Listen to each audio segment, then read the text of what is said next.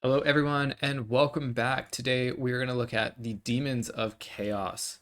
Demons of Chaos, one of my favorite factions. There's so much faction diversity in this faction that it's hard to do just one video, but hopefully, I'll have done it justice. As always, this is the army, and there was a request on uh, Reddit to explain like a little bit about the faction before I jump in. So, Demons of Chaos, what does Demons of Chaos excel at? They excel at having reliable infantry, having some shooting, pretty good mobility, not amazing mobility, but good mobility, and then really great skirmishes, as well as a very varied set of lords. And I think the biggest thing that Demons of Chaos do well is just being unpredictable, because there's just so many different ways you can play this faction. That said, this is my overall suggestion, and let's talk about it. So we're starting with the Lord of Slaanesh. There's so many good lore choices here. It's really hard to just pick one. The ones over here tend to be expensive, so I'm not gonna recommend those until you're more comfortable. And the ones here tend to be squishy. So there's kind of a trade-off. You either get like a really tanky giant lord for that's really pricey, or you get kind of a squishy, cheaper one. Um, I guess also a valid choice. I didn't think about this, but let's actually say that.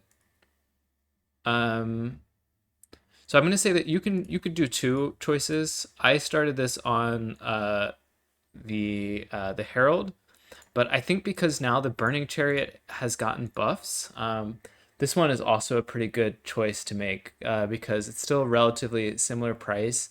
Like if you cut all these spells, and let's say that you just put like two spells on or three spells, and then bring these, maybe bring this one. He's only 2,000.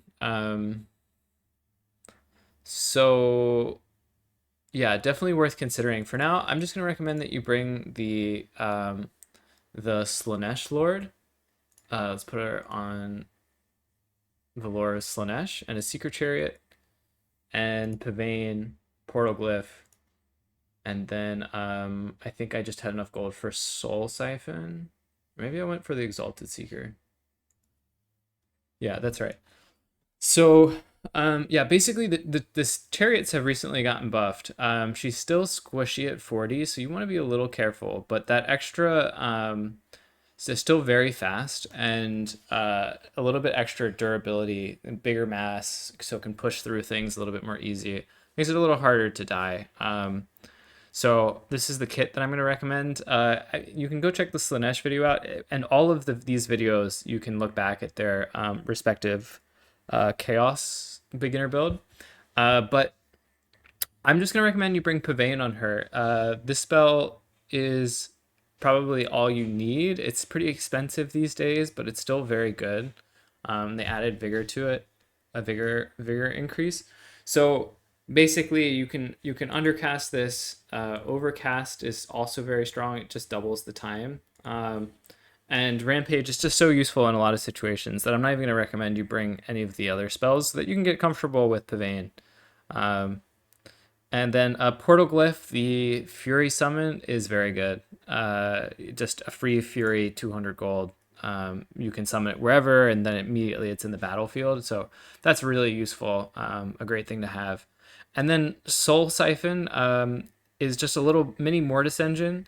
The Mortis engine actually does pretty good damage, but it requires that the enemies be wavering or lower, so low leadership. So very situationally useful, but if you're using her as a chariot, which you can do if you're careful, you'll get some value out of that.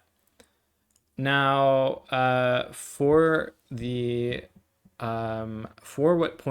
we're gonna capture points with at the beginning, Flesh Hounds are probably your best bet. There's no great skirmish cav on, or there's not great mobile skirmishers on this roster with Vanguard. So, Flesh Hounds are going to be your ideal choice. And then you can also just have them as like a cav unit that's mobility that's going around the back line. And then Nurgling, having one Nurgling. I'm not going to recommend many Nurglings, and I'll talk about why in a little bit. Um, but they're have Vanguard, so and they have full capture weight, so they help you get on the point. Nurglings in general are pretty weak. Their stats look okay, but because their leadership is rather low, they tend to like be trade like let's say an Empire Spearman, which is about the same cost as an Nurgling.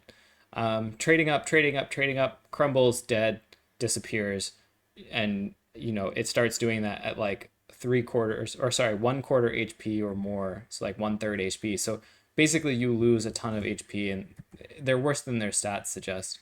But they're still very helpful because they're relatively fast and they have they're relatively fast and they also have Vanguard. Now for the infantry, I think it was this. And then 50 gold wrong. But okay, so basically the plague bearers, what are plague bearers good at? They're good at being tanky, and they're not easily pushed over. So like they're actually relatively good frontline fighters. They have low armor, high leadership. They can withstand charges fairly well of like larger things like cavalry units.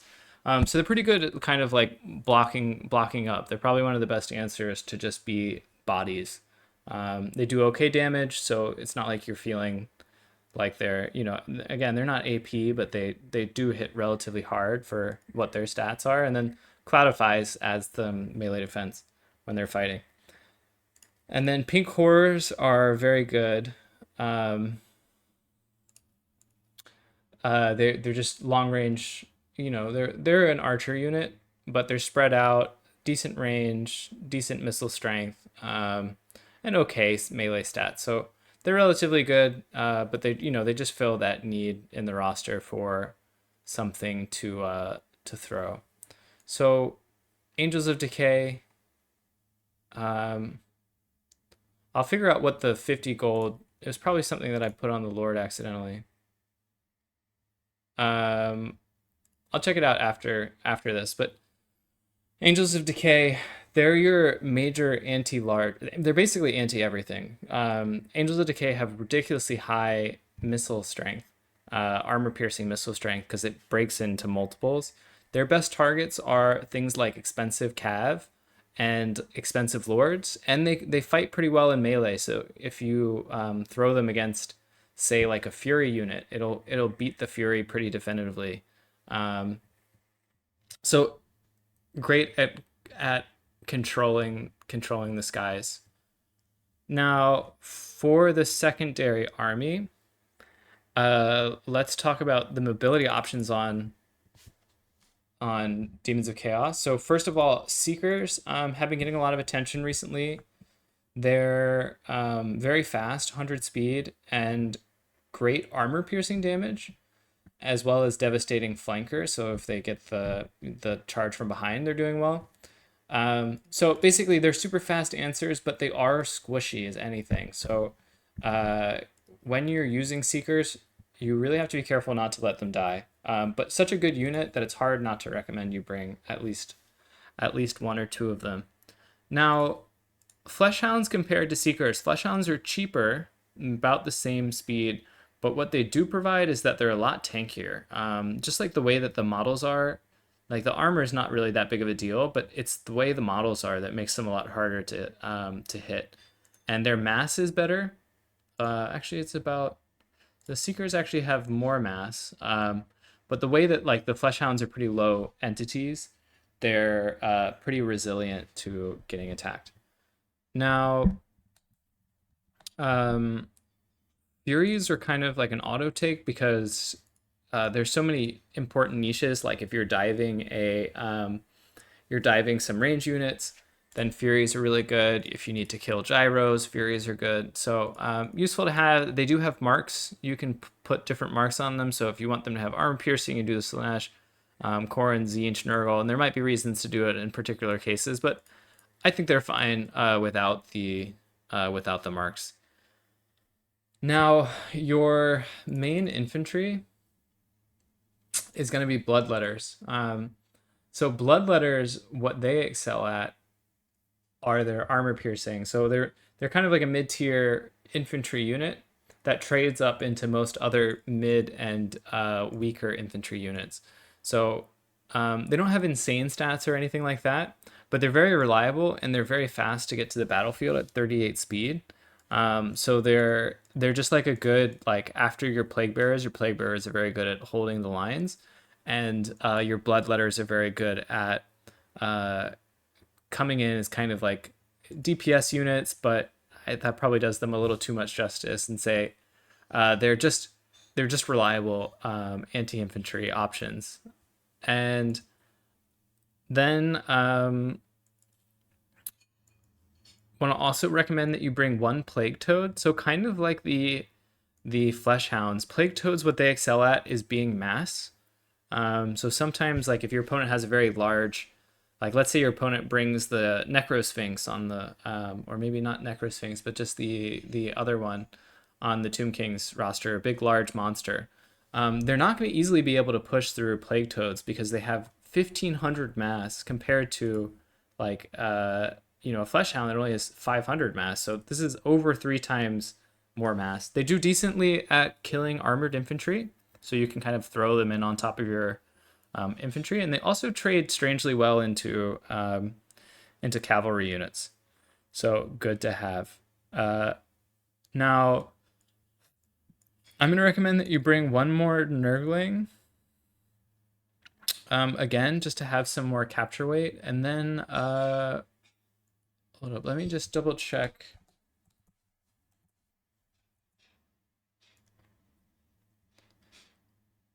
So this army is correct. And then 3, 1, 2. A unit of fiends. That's right. So fiends, as it is right now, are broken. Fiends have had their splash attacks removed, and now they're really underperforming in this patch. But we've been told that they're gonna be fixed next week. So presumably fiends are going to improve. Assuming that fiends go back to normal, which is maybe a strong assumption, they excel at being kind of like a armored cav killer. Again, because they have low entity size, and also they do okay in infantry too. They don't do amazing in infantry, but they do fine.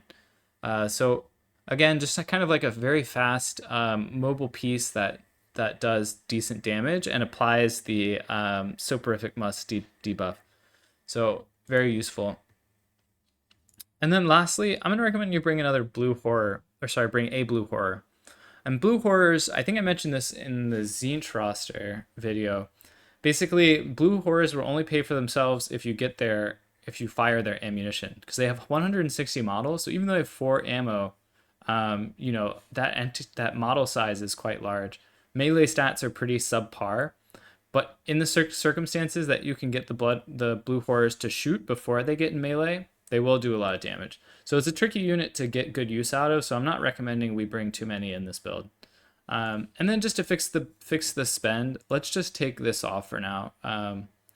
Not that big of a deal if you have the Soul Siphon ability. And if we wanted, we could put one chevron on the pink horror, but it doesn't really matter.